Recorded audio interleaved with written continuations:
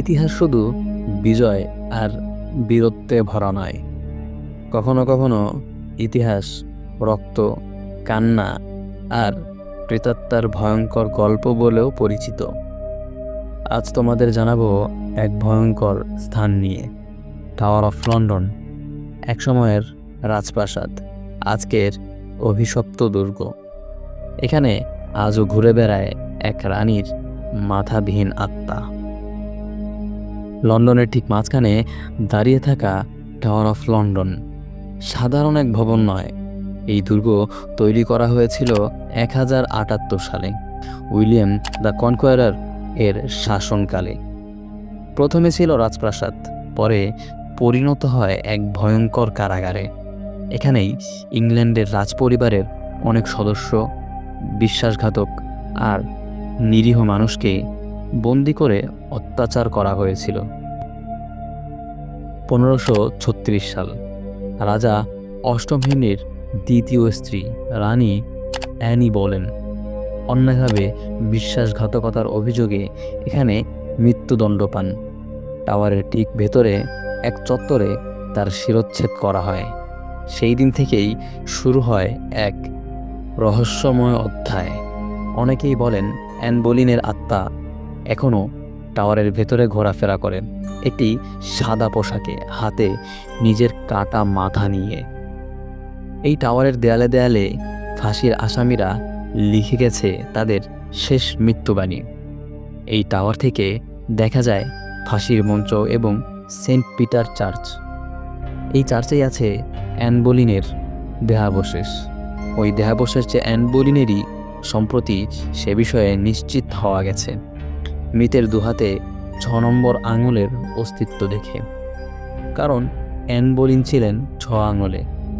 অষ্টম Henry an বোলিনের সম্বন্ধে যখন কামনাহীন হয়ে পড়লেন, তখন অ্যানকে রাজপ্রাসাদ থেকে টাওয়ারে নৌকোতে করে নিয়ে যাওয়া হয়।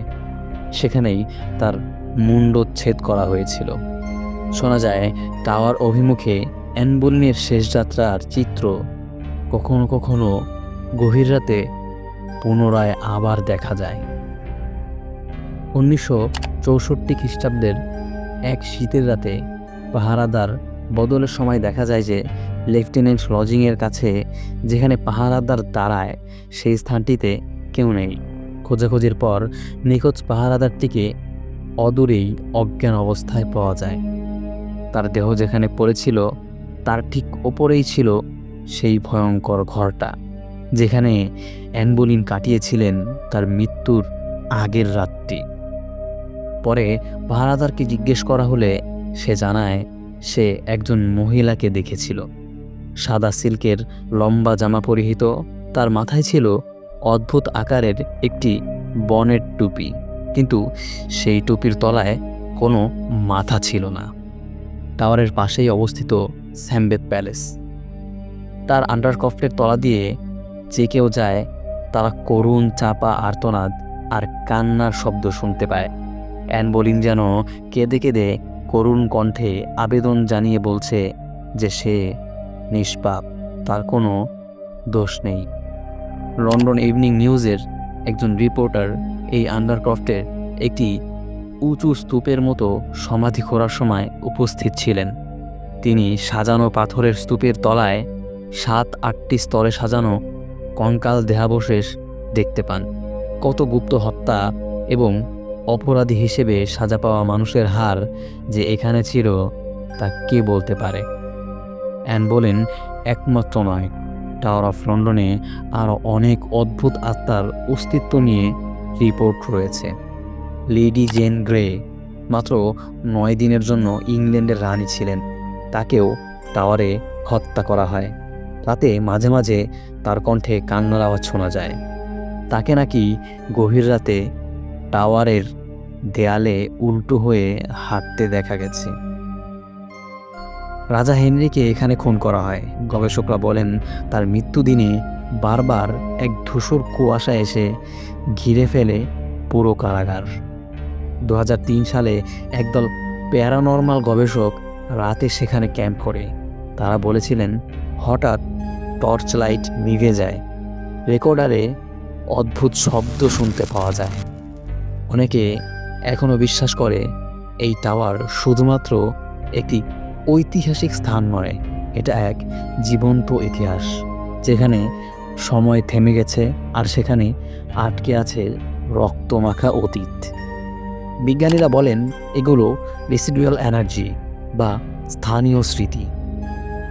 একটা স্থানে যখন প্রবল মানসিক চাপ বা মৃত্যু ঘটে, সেই শক্তি সময়ের মধ্যে বন্দী হয়ে যায়, আর মানুষ কখনো কখনো সেটি দেখতে পায় বা অনুভব করে। কিন্তু প্রশ্ন হচ্ছে, একই আত্মা বারবার কেন দেখা যায়? আর সবাই যদি ভুল দেখে, তাহলে এত গার্ড, এত পর্যটক একই ভুল কিভাবে করে? টাওয়ার অফ লন্ডন আজও হাজার হাজার পর্যটককে আকর্ষণ করে, কিন্তু সবাই যায় দিনের আলোয়। রাত হলে এই টাওয়ার হয়ে ওঠে এক ভয়ঙ্কর জায়গা, যেখানে ইতিহাস নিজেই ভয়ঙ্কর এক ছায়া হয়ে ফিরে আসে। তুমি কি সাহসী? তাহলে একদিন রাতের বেলায় যাও টাওয়ার অফ লন্ডনে। হয়তো দেখা হয়ে যাবে রানী অ্যান বোলিনের সাথে। তোমার কি মত? এই আত্মারা কি সত্যি এখানে ঘুরে বেড়ায়, না সবটাই মানুষের কল্পনা? কমেন্টে জানাও। ভিডিও ভালো লাগলে লাইক, শেয়ার আর সাবস্ক্রাইব করো ডায়েরি অফ আহসান চ্যানেলটি।